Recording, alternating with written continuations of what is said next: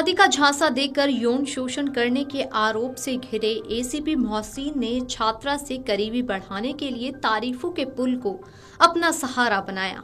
पूछताछ में छात्रा ने पुलिस को बताया कि साइबर सेल और आईआईटी की सिरथी आई हब की कार्यशाला के दौरान एसीपी ने बहाने से तकनीकी जानकारी को लेकर जमकर तारीफों के पुल बांधे। फिर आईआईटी कानपुर में उसकी मदद से पीएचडी करने की बात कही। एक पुलिस अधिकारी से मिली तारीफ और मदद मांगने से उत्साहित छात्रा ने एसीपी की पंजीकरण प्रक्रिया में मदद की और आवश्यक दस्तावेज तैयार कराए।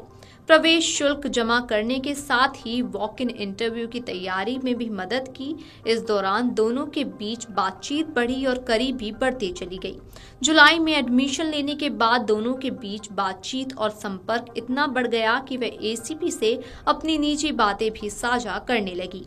बकौल छात्रा इसी दौरान ही उसने एक बार मोहसिन को हाल में हुए ब्रेकअप के बारे में बताया। इसी के बाद मोहसिन पहले से ज्यादा संपर्क में रहने लगा।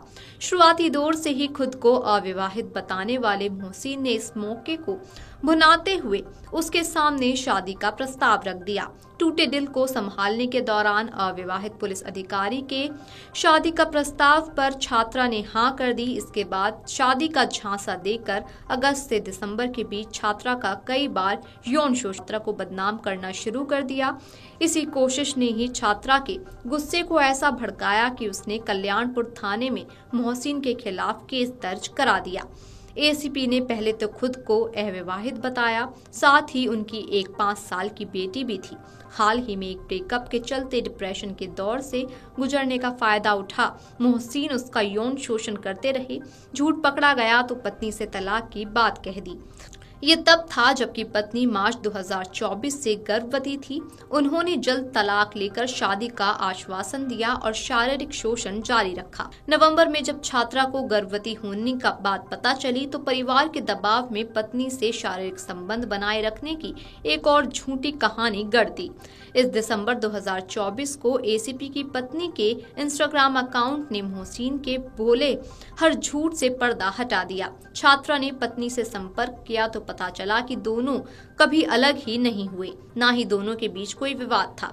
छात्रा का कहना है कि उनकी पत्नी ने ये सुझाव दिया, वे चाहें तो उनकी पति के साथ रह सकती हैं, लेकिन तलाक नहीं होगा।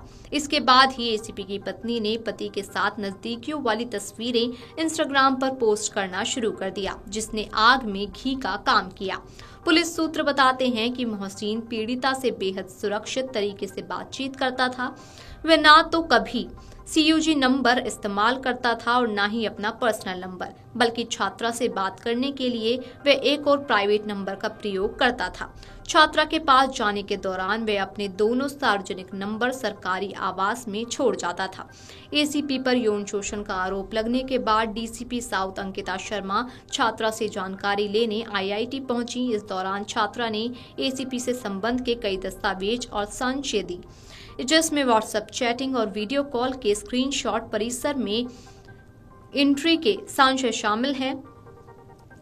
इसके अलावा डीसीपी ने आईआईटी कानपुर के गार्ड और कर्मचारियों से भी पूछताछ की। पुलिस इस सब को गवाह के रूप में शामिल किया।